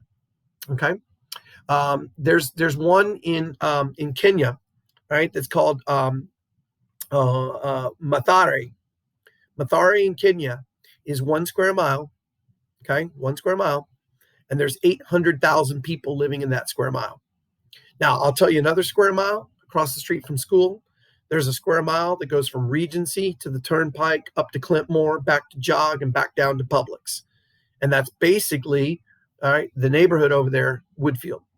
That's 1 square mile. And there's about 10,000 people that live in that square mile. And the average family income in there is pushing $200,000 a year or more. And then there's Mathare in Kenya, where you have the same 1 square mile, but there's 800,000 people, right? And most of them are living on less than $1.25 a day. So when we think about slum formation, right, a lot of it is because of the chaotic lack of planning and the overwhelmingly fast rural to urban migration that just overwhelmed the infrastructure and the municipal governments of these cities. Now, this is not Mathare in Kenya, but it's another excellent example. This is Brazil. And in Brazil, they have that word favela. Favela is the Brazilian colloquialism word for the slum neighborhoods, oftentimes in the areas of the city that nobody would want to live in. Sometimes they're onto the steep hillsides. Sometimes they're in the areas of the disamenity areas of the city.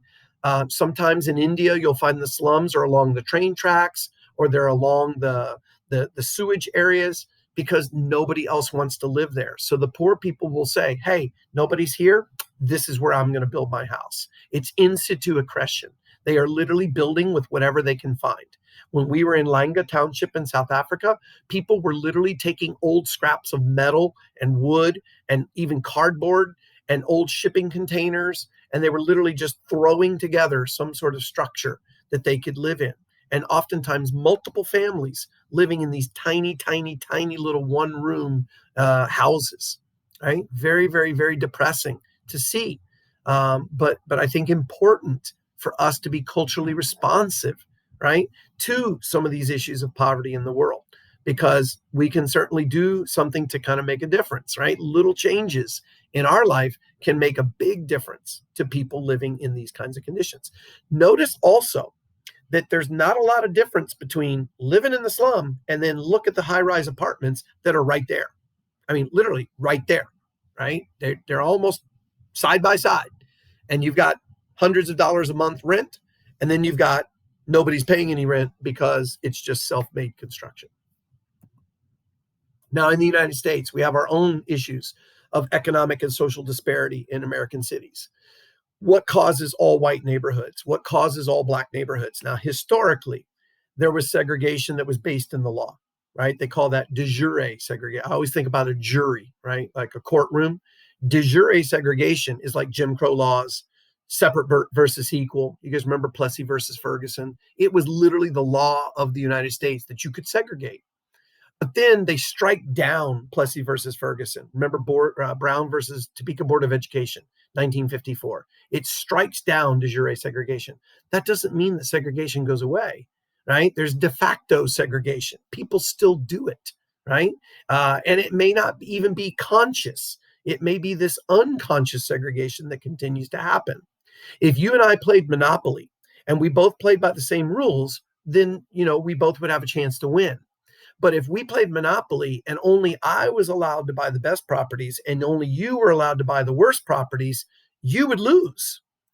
Even if we played that way for 30 minutes and then I said, oh, okay, you know what? The rules weren't good for you. Let's now play fair, okay? And we can all buy anything. Well, is that going to change anything? I already bought all the good stuff when you couldn't buy it. How's that going to help you now? So when you think about these issues like redlining, it happened a long time ago. It's illegal today, but it still creates the situation that we see today because of the projects that were built in the 60s and the 70s. And Chicago is a great example of this, right? Redlining was when banks would take these maps of the city and they would outline certain neighborhoods and say, no chance we're loaning money in there, and it was racist. These people probably are too poor to pay us back, so we're not even going to make any loans. And there were 4 color grades, like a first grade, second grade, third grade, fourth grade, and fourth grade was the worst. And it was red lined. And that's why they call this red lining. And they wouldn't loan any money in there. Well, as a result, these neighborhoods just became depressingly poor over time. The buildings were falling apart, right? The city wouldn't even go there. I mean, police, fire, they don't want to respond to those neighborhoods. That area is dangerous. It's dangerous. Companies don't want to operate down there, which is why we get the phenomenon of food deserts, where grocery stores don't want to be down there. And as a result, they can't get fresh fruits and vegetables, but they get plenty of, bad boxed food and packaged food and sugar and fat and salt, and diabetes is rampant in poor communities. A lot of these social problems and a lot of this injustice that we see, right, is created by problems that were created by governments 30, 40, 50, 60, 70 years ago. And not just urban, municipal level, city governments, county governments, but also state level government, national level government policies, right? So these areas became mostly minority, right? Meaning minorities were the majority.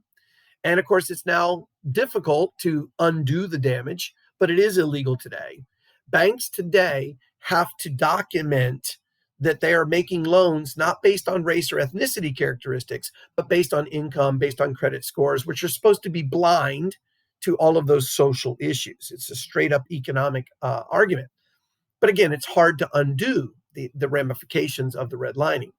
Other things like blockbusting, which again is technically illegal today, where when you go to buy a home, right, blockbusting was that the realtor would sell a house to a low-income family or a racial minority family or a different religious group family or a different sexual orientation family.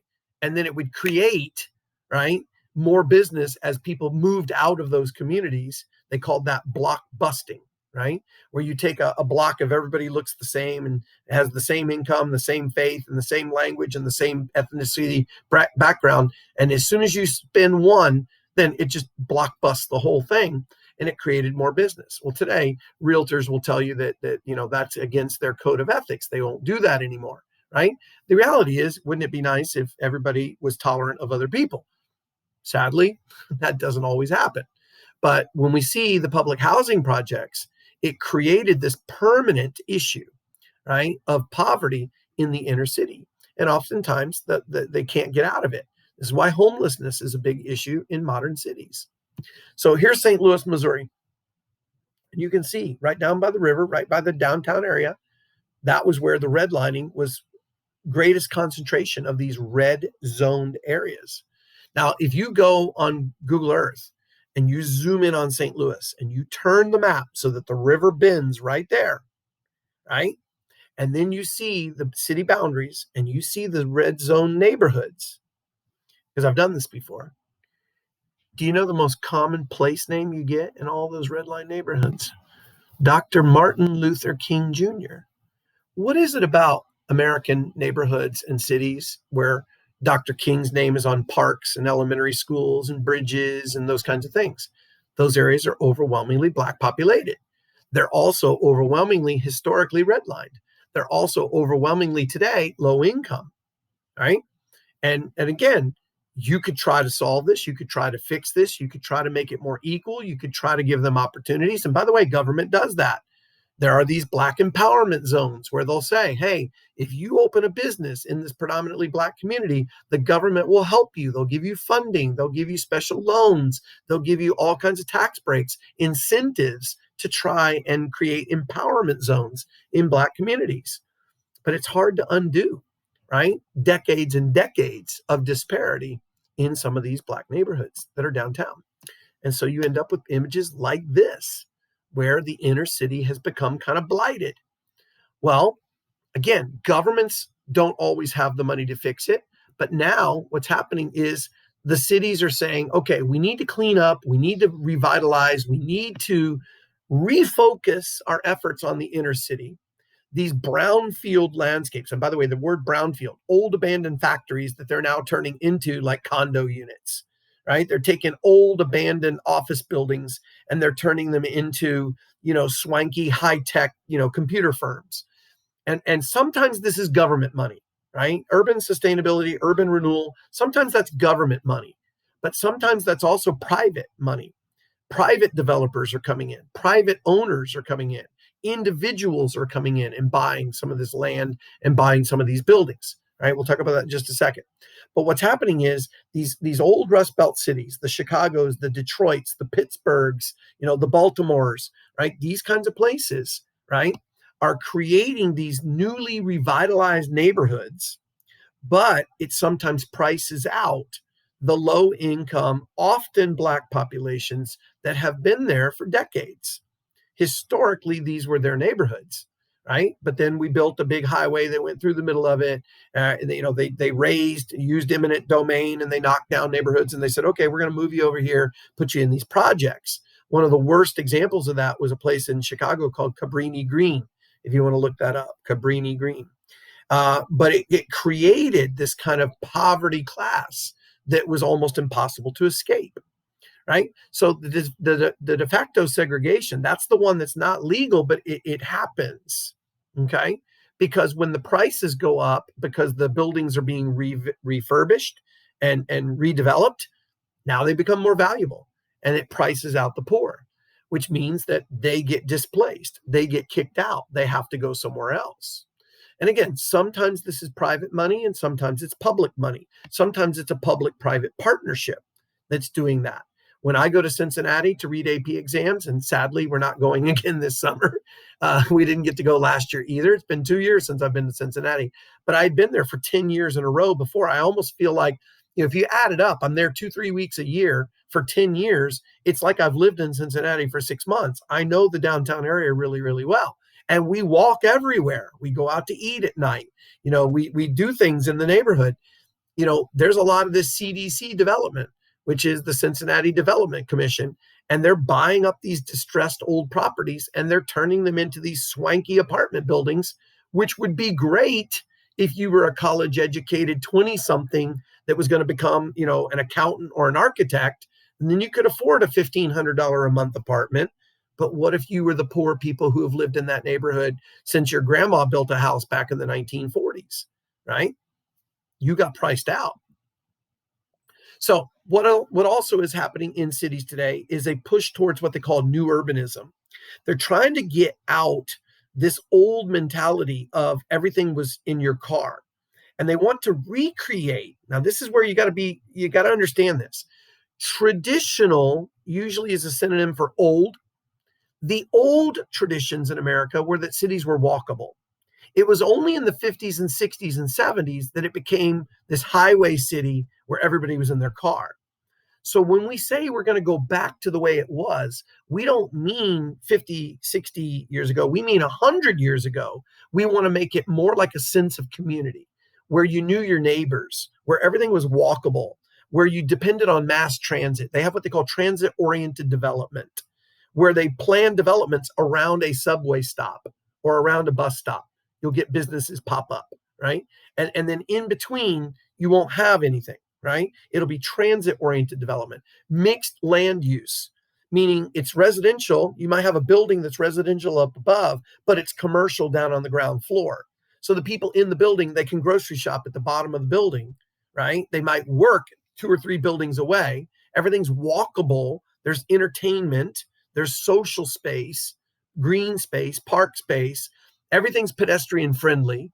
They try to put in the speed bumps. They make the roads really narrow. There's not a lot of parking because they want it to be friendly economically. They want diversity of people who live there, but they also want it to be environmentally friendly because this is all about the sustainability issue. They sometimes call this smart growth. Critics will sometimes say, well, this new development, it loses the historical character of the city because they're tearing down old buildings. New York City had a big episode of this because across the street from Madison Square Garden, they tore down the old railway station. And it was like a historically listed building. It was like a very famous old building. So people are kind of upset. They're saying, we don't want to lose the old to be able to have the new. But let me just show you a picture. This is what transit-oriented development looks like. Look at the elevated train there on the left. at the kind of the top left. Notice that the streets are super narrow. They're discouraging the use of the car. Look at how many people are walking and biking, right? Look at these new modernistic looking apartment buildings. The bottom floor, you might have a sandwich shop. You might have, oh, by the way, if you go to Gainesville, right? My son is there for the 4th year at UF. You go to this area northeast of campus. Right there, there's a Target in the bottom, and there's apartments up above it. And I think they call it the Standard. It's nothing standard about it. It's very expensive, but it's this new development, right? And everything is, they've got like places to park your bike, and they've got all this, wide sidewalks. It's all very pedestrian friendly. This is new urbanism, and this is transit-oriented development. This is mixed land use. This is the new style that's trying to emulate the old style, right? Before the automobile, before the highways, before the 1960s, before suburbanization. And of course, a lot of this is done by young, wealthy white people. And they call this gentrification. Gentrification is where people, now this is not government, this is private money. They're coming into these distressed properties, derelict landscapes, areas that had been in downward transition. And these outsiders come in and they buy the properties and then they fix them up. Now, that's great because it cleans up the city. It's not so great because it pushes out the low-income minority populations. But the mayor of Philadelphia said that he actually likes the gentrification because it might create jobs for the low-income Black population in the inner city. Because you get these coffee shops. And I'm not talking about, $1 a cup of coffee. I'm talking about the $7.50, sexy coffee that you see in the inner city sometimes nowadays, the gentrified areas. You get the Bikram yoga studios, right? You get the bike shops, right? You get the techie places, right? Where people hang out. And it's mostly young and mostly white and mostly wealthy. So it creates tax base because these areas are going to pay taxes to the city, which means that they can afford to hire more cops and more firemen and, fix the roads and fix the potholes and clean up the parks, all the things that have been neglected for so long. It creates jobs in the community because you're building construction projects, and that creates jobs. There might be jobs in the retail properties. This might stimulate the neighborhood to regenerate. Oftentimes they're putting magnet schools down in these areas. In Cincinnati, the School of the Arts is downtown. In West Palm Beach, your Dreyfus School of the Arts is downtown like that. And you see kids that ride the train to Bach or to Dreyfus. And by the way, that's not exactly the nicest neighborhood 20, 30 years ago. That area around the train station up there off of Tamarind, that used to be kind of crack town. So when you look at the city places and everything, this is what this is. This is the gentrification of these inner city neighborhoods. These neighborhoods used to be formerly homogeneous, racially and ethnically and income-wise, and now they're becoming more diversified. You have very wealthy people and very poor people in the same neighborhood. Sometimes that creates friction, right, between the two groups who have divergent goals and maybe have different priorities, okay? But this is the sequence occupancy, and this is what's going on in some of those neighborhoods, in some of those areas, right? Okay, great idea here, or great image here. The top image and the bottom image are the exact same building, but it's about 2 decades apart. What it used to be in the 80s and 90s before gentrification, and what it is now. You're going to go buy like a $9 gelato where you could have gone to Joe's Pizza and you could have had like a big slice of pepperoni pizza for $1.50. Okay.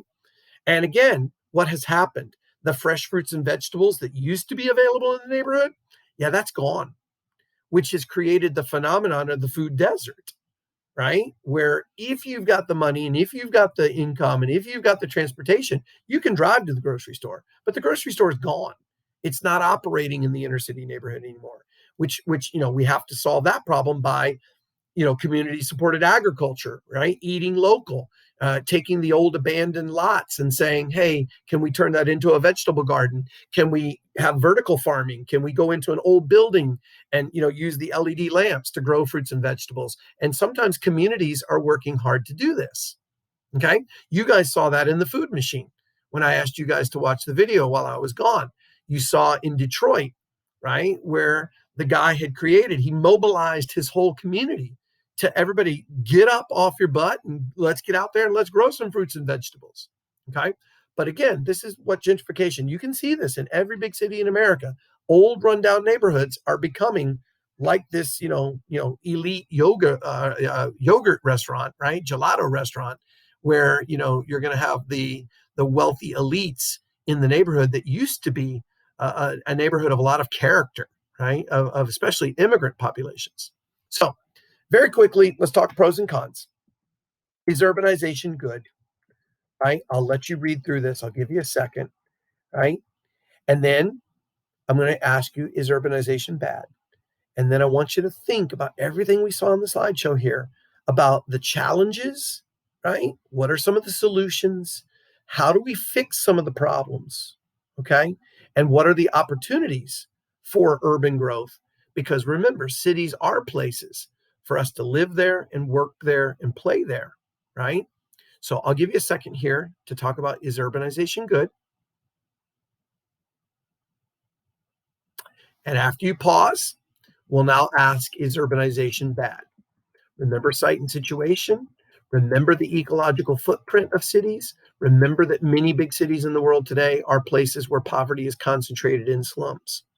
So I'll let you finish, and I'll give you a second to read here.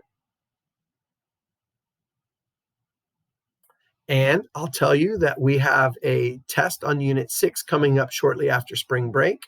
I hope you guys are healthy and doing well. Thanks for listening. I know it takes a long time to watch these videos, but remember to chunk it into digestible bites, right? And hopefully you're reading that David Palmer Blue Book. Don't forget, in his book, Unit 7 is cities. It's Unit 6 in the CED. So don't read the wrong unit. If you're reading about factories and industry, you're reading the wrong part, right? You need to be reading about cities and urban land use patterns and processes, right? Until I see you back in class sometime, be healthy, be happy, and we'll see you soon. Thanks.